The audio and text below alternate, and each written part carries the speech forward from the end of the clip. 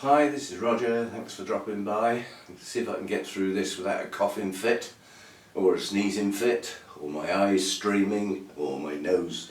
I'm not well. We are not. We are not well. With any luck this will be the bad day, and tomorrow we should be getting better, if past experiences are anything to go by. The daft thing is, every cold, it's not flu, it's a cold, it's not an illness, it's an inconvenience. And by past sort of records and things with me, a cold has 2, sometimes 3 bad days. A bit leading up to it, and then it just tails off. So hopefully this is one of the bad days. It's just inconvenient because you just can't get on with stuff. The throat feels like it's full of razor blades. Anyway, the point. We've come to the last of these orchid updates, which I've been doing in sets of orchids depending on when they had work done. So they've been grouped together, nothing to do with the type of orchid, just when the work was done on them. And we started at the beginning of the year with the group that were done near the beginning of the year, and then we went month by month until we got to now, which is the last one of the year, set 7, and this is those that were worked on between September and now, year end. There are only a few, it's not the time of year I do much work on my orchids, and that will give us our 7 sets. In January I will go back to set 1 and do another update. So that will be like 6 to 7 months later than the first update. And I'll make it very apparent where that first update video is, and emphasise the point that it might be an idea to go and watch that one first and then watch the new one in January as a main update for that set of orchids. And then we will progress through the year, bringing those forward a set at a time. But that's not it, is it? Because once we get to sort of March, April, May time, I'm going to start work again, and that will probably be on different orchids. Those will create new sets that will have an update 3 months later, and the whole sequence starts again. So this is a rolling series of videos. People seem to like updates. They seem to like to find out how things are doing. That's if they still exist. There is a bit of that now and again. So that's the whole idea of this game. So instead of waffling on and making my throat worse, let's have a look at some plants. Okay, this is what I think is quite good about the way these sets are being put together by when they were worked on, because they have no relationship to each other. I mean, we have an awful mix here. Awful mix, I mean an awful lot of well, everything is different here. We've got a Laelia, a couple of Dendrobiums, a Renanthera, Phenopsis. They're just not related. Anyway, the objective is an update with a quick refresher of what went on.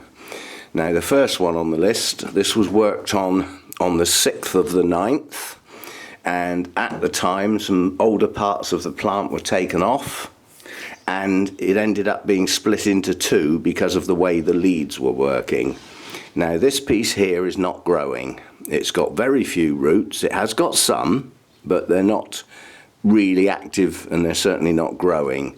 It pushed up this new growth, which is weak, and the leaf never opened. It's stayed closed, as you can see. I could probably open it with my nail, but not with one hand. So this is a weak growth. Hopefully it will produce another one, but it's not doing anything at the moment. It's effectively not growing. This one has got some leaves, and it has some signs of life. We have new roots with growing tips, so that's good. That's always a sign of something's going to happen, if not happening. You're going to have to excuse this cough. I've got no way of getting around it. This lead here has an eye that looks like it's starting to move. Now that could go with these new roots. And then over here, it's because I've started talking. We had a new growth here that failed. It just stopped growing and failed. But coming out the end of it are two new little growths. If they're capable of pushing on, that should put some life back into this lead. If not, I would think this bulb here may actually try and produce another lead. We shall see. So it's not doing well, but it's not dead yet. And being one of my favourite orchid blooms in the world, I hope it pulls through. It's one of those, it's a cooler growing Cattleya type, and being a Laelia that comes from Mexico, I believe it's kept its genus and not been converted into the Cattleya set. So in theory it's still called Laelia anceps. And yeah, it's a strange one. This can go down to freezing if it's dry without harm. I might even try growing this outside this coming year. Obviously I'll wait till the frosts have gone, otherwise I'll have to worry about rushing it back in overnight. But the cooler night shouldn't do it any harm. So I might try it outside. It needs the bright light, doesn't need warm temperatures like a lot of Cattleyas do. It grows at various elevations, so you know it's classed as sort of warm to cool. It can be found at many elevations, so its temperature is it's not temperature tolerant, let's put it that way. Sorry, it is temperature tolerant. My brain won't work. Right, so that's the first one. The second one is a miserable failure at the moment, and this is Dendrobium Jenkiney. Given that this was a specimen plant at one point, as you can see, it's gone downhill badly. And it got left on its mount too long and lost its roots. So I took it off its mount and tried it in moss. The problem is it's a winter rester, and it's a true winter rester, this one. This, in its natural habitat, is found in full sun in the winter time because of the deciduous trees. They've dropped their leaves, so this can be found in full sun in the winter with very dry periods. There's not a lot of rain goes on where it comes from, so it's a true winter rester.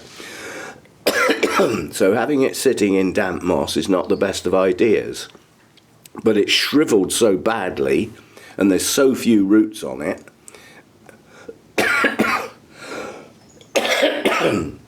Under the lights, I was hoping to keep it growing for a while, but it did stop growing. So all we can hope for with this is it comes back into life when I put the lights back on and start increasing the daytime temperatures and fooling it into thinking it's spring.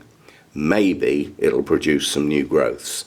They will produce roots and we might be able to get it going again. Now that was worked on the 15th of the 9th.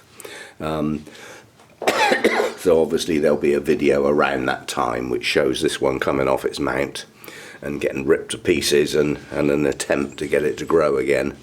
So that's that one. And then the third one is a Kiki. And nothing more than a Kiki. But the work was done to try and save the mother plant, which is my Dendrobium friedrichsianum, and it's my awarded plant that was failing badly.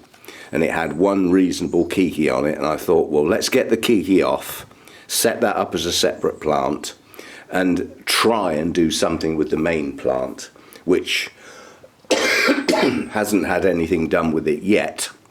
It's too late now. I'm waiting for this, encouraging growth to start in the spring via the lights and the heater, and hopefully the mother plant will start pushing out some growths. It still has Kikis on it, so there are more Kikis. They're small. They weren't anything like this one. But this one's growing. It's got some roots in the pot. So we've saved the plant. But, that was a specimen plant once upon a time. All right, so that's that one. Number 4 is the Phenopsis. And those of you who remember this giant Phenopsis, this came from my son Tony, and was in flower at the time. And because they were moving out of their house into, you know, like a large converted, well, horse box, I suppose you'd call it, and living a sort of more nomadic life, obviously plants weren't an option. So he said, could I take it on? And if you remember, it was in a glass jar with no drainage whatsoever. It had a brilliant root system, nice healthy leaves, and was in flower in a glass jar, and it hadn't been repotted for 5 years.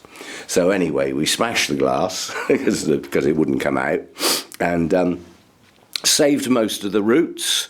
They're not growing much at the moment. I think the shock has sort of stalled it for a bit, but it has got, in amongst that bark, it's got some good roots. So it's not going downhill. And the real test is that the latest leaf that's grown here is nearly full size. It may still extend a bit more, but that would have been a poor quality leaf if the plant was sulking badly. So it's not too bad. And hopefully we'll get another spike on it when we get some root activity. So if you want to see me smashing the glass and playing about with this one was worked on the 19th of October, 19th of the 10th, that one was done. So that's that one. And then the last one in this set is the Renanthera, or Renanthera, however you want to say it. I'm never sure, actually. Not fussed. Certainly today I'm less fussed about things like that. And this is Imshutiana. So it is actually a species, and like an idiot, I didn't go and have a look at growing requirements. All I know is that as a Renanthera goes, this one is a slightly cooler grower than a lot of them. Most of them are warm to hot growers. This one's up the top end of intermediate, so I might be able to keep it going. But I tried it up in the bathroom and it didn't work. Lost its humidity basically, and it suffered, and it's dropped some leaves. So I'm going back to trying it in an open basket where, whoops, we can store a bit of water in the bottom because there's no holes in the bottom. And it should help the roots stay moist longer.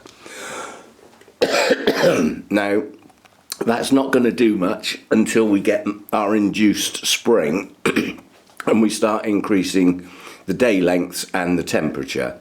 But it's still growing, but you can tell it's not doing well. You know, it's got a new leaf coming. The previous one didn't get to full size, and this one's even smaller. So it's not happy. So we had to change something. So what we did with that was put it in bark, so it's got plenty of air around the roots, but the bark holds enough moisture to hydrate. The problem was pouring water over those roots. They don't hydrate. They have to have some moisture around them for a while. It's like there's a seal on them that has to be broken by constant moisture for a while. So putting it in the bark should achieve that. So there we go, that's set 7, and we will revisit set 7 in 6 months' time and see how they're doing. And in one case, are they still with us? Okay, and as far as videos to come are concerned, I'm only going as far as tomorrow, which is the last video of the year, and it's the Sunday chat, conveniently, so we can do all the Happy New Year stuff and that tomorrow on the appropriate day. And hopefully I can talk for more than 10 minutes without having a coughing fit. We'll see how we go, and I'll see you tomorrow. Thanks for dropping by.